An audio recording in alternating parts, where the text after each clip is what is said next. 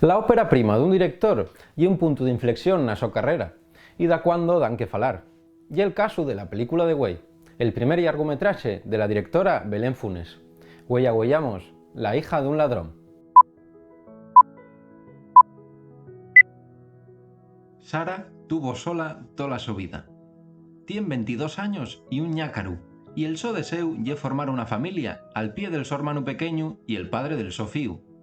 El so padre, Manuel, 3 años de ausencia y al salir de la cárcel, decide remanecer nesos vides. Sara sabe que él ye la principal torga nos sos planes y toma una difícil decisión: alloñalu d'ella y del so hermano. Belén Funes sigue con esta película la historia que nos presentó en el cortometraje Sara la fuga. Una historia cruda, terrenal y rebosante de una sensible intimidad con la protagonista. La directora decide que al tener la cámara siempre es a Bargana de Sara, que interpretada sublimemente por Greta Fernández, enséñanos que da cuando y es más fácil demostrar lo que sientes col silencio, más que coles pallabres. Quiciabes esta película non lle presta a todo el mundo.